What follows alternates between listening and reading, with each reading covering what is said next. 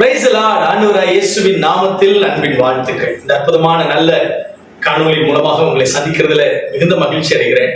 இன்னைக்கு ஒரு வார்த்தையை உங்களுக்கு சொல்லி உற்சாகப்படுத்த விரும்புறேன். இன்னைக்கு நிறைய பேரு உலக பிரகாரமான சில மனிதர்களுக்கு நடுவுல, நம்ம வேலை செய்யற வேலை ஸ்தலத்துல, அல்லது நம்மளை சுற்றி இருக்கிறவங்க மத்தியில, அல்லது உறவுக்காரங்க மத்தியில, அல்லது ஊழியக்காரங்க மத்தியில ஏதாவது ஒரு நல்ல பேர் எடுத்துடணும் அப்படின்னு சொல்லி நம்ம நிறைய பிரயாசப்படுறோம்ல. இவர் ரொம்ப நல்ல ரொம்ப தங்கமான ஒரு நல்ல ஜெபிக்கிற ஒரு நல்ல ஆராதிக்கிற ஒரு நல்ல மனுஷன், அப்படி அன்பானவர் அப்படின்னு ரொம்ப ஒரு நல்ல பேர் எடுக்கிறதுக்கு நிறைய முயற்சிகள் எடுக்கிறோம். நான் சொல்றேன், இந்த உலகத்துல இருக்கிற மனிதர்கள் எவ்வளவுக்கு எவ்வளவு நல்லா தூக்குறாங்களோ அவ்வளவுக்கு எவ்வளவு சீக்கிரமா போட்டு உடைச்சிருவாங்க. அது மறுக்க முடியாத உண்மை. என் வாழ்க்கையில நிறைய அதை அனுபவிச்சிருக்கிறேன். அதனால இகழ்ச்சியை பார்த்தும் சோர்ந்து போயிடக்கூடாது, புகழ்ச்சியை பார்த்தும் மகிழ்ந்துடக்கூடாது. இது ரெண்டுக்கு நடுவுல பேலன்ஸ்டா வாழணும். அப்ப இந்த உலக பிரகாரமான மனிதர்களிடத்திலிருந்து வருகிற பாராட்டும் அங்கீகாரமும் நமக்கு நிரந்தரமானதே இல்லை. ஆனால் தேவனிடத்திலிருந்து ஒரு பாராட்டு, தேவனிடத்திலிருந்து வருகிற ஒரு அங்கீகாரம், அது ரொம்ப ரொம்ப முக்கியமானது. அதுதான் நம்முடைய வாழ்க்கையினுடைய இலக்காகவும் குறிக்கோளாகவும் இருக்கணும். என் அன்புக்குரியவர்களே, அப்படி நிறைய பேரை குறிச்சு ஆண்டவர் பாராட்டி அங்கீகரிச்சு அவங்கள ஆண்டவர் வாழ்த்தினதையெல்லாம் நம்ம பைபிள்ல வாசிக்க முடியும். அப்படி தேவனிடத்திலிருந்து வாழ்த்து பெற்ற ஒரு தேவ மனிதன் அவன்தான் ஆபிரகாம். ஆதியாகமம் 22 12வது வசனம் இப்படி சொல்லுது. அதனுடைய பின்பகுதியில, நீ அவனை உன் புத்திரன் என்றும் உன் ஏக சுதன் என்றும் பாராமல் எனக்காக ஒப்பு கொடுத்தபடினால் நீ தேவனுக்கு பயப்படுகிறவன் என்று இப்பொழுது அறிந்திருக்கிறேன். தேவனுக்கு பயப்படுகிறவன் என்று இப்பொழுது அறிந்திருக்கிறேன். என் அன்புக்குரியவர்களே, தேவனுக்கு பயப்படுகிற பயம், என் அன்புக்குரியவர்களே, வேதம் தெளிவா சொல்லுது, கர்த்தருடைய வீட்டை குறித்து உண்டான பக்தி வைராக்கியம் என்னை பட்சித்தது அப்படின்னு சங்கீதக்காரன் சங்கீதத்தில் எழுதுகிறார். அப்ப தேவனுடைய பிள்ளைகள் தெய்வ பயமுள்ளவர்களாக இருக்க வேண்டும். தேவனுக்கு பயப்படுகிற அனுபவம், அது என்னங்க தேவனுக்கு பயப்படுகிற அனுபவம்? அப்ப தேவனுக்கு பயப்படுறதுனாலதான் நான் ஜெபிக்கிறேன், தேவனுக்கு பயப்படுறதுனாலதான் நான் கொடுக்கிறேன், தேவனுக்கு பயப்படுறதுனாலதான் நான் ஆலயத்துக்கு வர்றேன், தேவனுக்கு பயப்படுறதுனாலதான் நான் பொய் சொல்லாம இருக்கிறேன். இதெல்லாம் தேவனுக்கு பயப்படுகிற அனுபவமா அப்படின்னு கேட்டா, எஸ், அப்கோர்ஸ், மாற்றுகிறது கிடையாது. ஆனால் ஆபிரகாமை பார்த்து ஆண்டவர் தேவனுக்கு பயப்படுகிறவன் என்று சாட்சி கொடுத்ததற்கு 3 காரணங்கள் இருந்தது. ஒன்று, ஆபிரகாம் இடத்துல ஆண்டவர் புறப்பட்டு போகும்படி, மோரியாவிற்கு வரும்படி ஆண்டவர் கட்டளை கொடுத்தார். தன்னுடைய ஏக சுதன், தன்னுடைய ஒரே மகன், தான் நேச புத்திரன், வாக்குத்தத்தமாய் கொடுத்த பிள்ளை, அவனை கொண்டு வந்து எனக்காக நீ பலி செலுத்துன்னு சொல்லும் போது பைபிள் தெளிவா சொல்லுது. 3வது வசனத்துல, ஆபிரகாம் அதிகாலையில் இருந்து தன் கழுதையின் மேல் சேணம் கட்டி தன் வேலைக்காரர்கள் 2 பேரையும் தன் குமாரன் ஈசாக்கையும் கூட்டிக் கொண்டு தகன பலிக்கு கட்டைகளையும் பிளந்து கொண்டு தேவன் தனக்கு குறித்த இடத்திற்கு புறப்பட்டு போனார். பிக்ஸ் பண்ண இடம், ஆண்டவர் எந்த எல்லையில கொண்டு வர சொல்லி எந்த எல்லைக்கு வர சொன்னாரோ அந்த இடத்திற்கு புறப்பட்டான் என்று சொல்லப்பட்டிருக்கிறது. என் அன்புக்குரியவர்களே, இது என்ன, அந்த வார்த்தையினுடைய விளக்கம் என்ன அப்படின்னு கேட்டீங்கன்னா, குறித்த இடத்திற்கு புறப்பட்டான்னு தான் போட்டிருக்கு. சரி, ஆண்டவர் யோனாட்ட சொல்றாரு, நினிவேக்கு போக சொன்னார். ஆனா யோனா தர்சீசுக்கு போனார். அவருடைய டைரக்ஷன் கொஞ்சம் மாறிச்சு. சூழ்நிலையை பார்த்தாரு, டைரக்ஷன் என்ன செஞ்சிச்சு, மாறிச்சு. நீங்க நிறைய பேருடைய வாழ்க்கையில ஆரம்பம் இந்த இலக்கை நோக்கி பயணிக்கணும்னு தீர்மானம் பண்ணுவாங்க. ஆனா போக போக போக போக போக டைரக்ஷன் என்ன செய்ய ஆரம்பிச்சிருது, மாறிடுது. ஆனா பைபிள்ல ரொம்ப தெளிவா போட்டிருக்கு, தெய்வ பயம் உள்ளவர்கள் தங்களுக்கு குறித்த, தேவன் குறித்த இடத்தை நோக்கி என்ன செய்வார்கள், புறப்படுவார்கள். உங்க ஜர்னி தேவன் குறித்த இடத்துக்கு நேரா போதா, நீங்க குறிச்ச இடத்துக்கு நேரா போதா? உங்களுக்குன்னு ஒரு ஆசை இருக்கும், உங்களுக்குன்னு சில திட்டங்கள் இருக்கும். அந்த திட்டத்துக்கு நேரா நீங்க போறீங்களா? உங்களை குறிச்சு தேவன் வச்சிருக்கிற திட்டத்துக்கு நேரா நீங்க பயணிக்கிறீங்களா?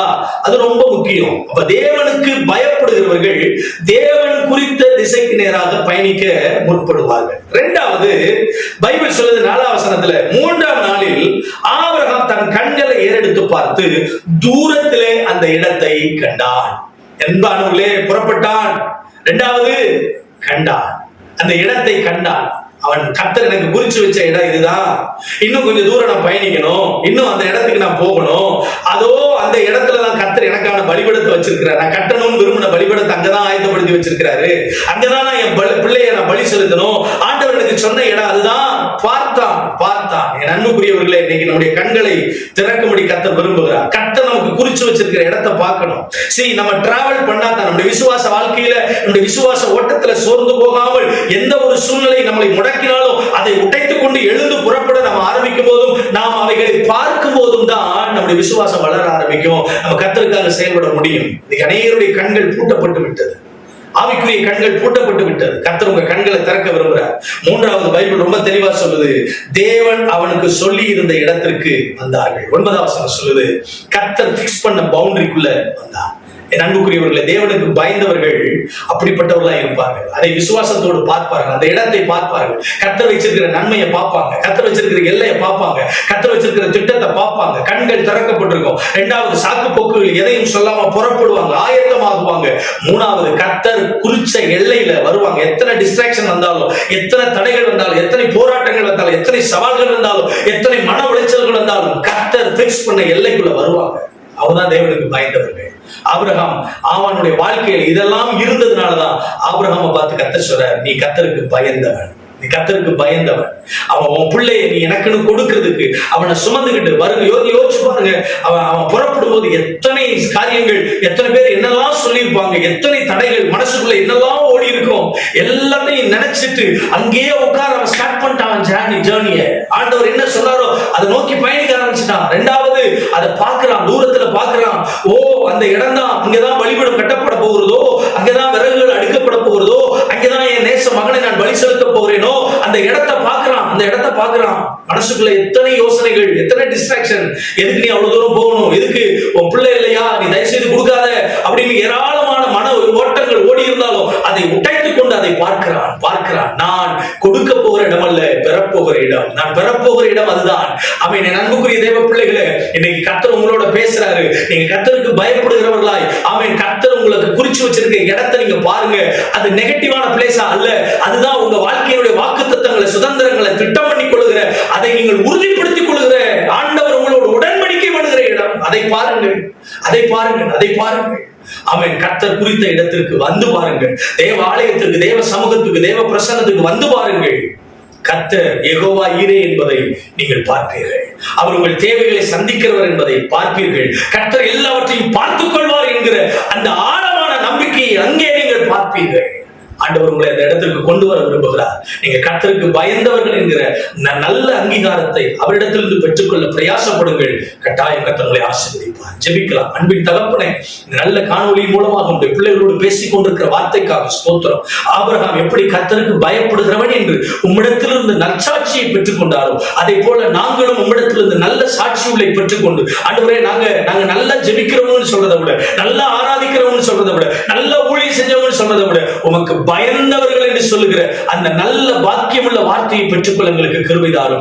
எவைகளை குறித்தும் நீர் எங்களோடு பேசிவிட்டால் அந்த பேசின வார்த்தைகளை மட்டுமே நினைத்து மற்றவைகளை முடக்குகிறவைகளை விட்டுவிட்டு புறப்பட கிருபை செய்யும். ஆண்டவரே, எங்களுக்காக வைத்திருக்கிற அந்த உடன்படிக்கையின் ஸ்தலத்தை எங்கள் கண்களிலே பார்க்க உதவி செய்யும். நீ குறித்திருக்கிற எல்லைக்குள்ளாக எல்லா டிஸ்ட்ராக்ஷன்ஸையும் தூக்கி உதறி போட்டுட்டு அந்த பவுண்டரிக்குள்ள வந்து நிற்க எங்களுக்கு உதவி செய்யும். அப்படி தங்களை அர்ப்பணிக்கிற ஒவ்வொருவருக்காக ஜெபிக்கிறேன். தேவன் மகிமைப்படுத்தும். இயேசுவின் நாமத்தில் ஜெபிக்கிறேன் பிதாவே. ஆமென், ஆமென். God bless you. God bless you. Have a good night. கர்த்தர் உங்களோடு இருப்பார். ஆமென்.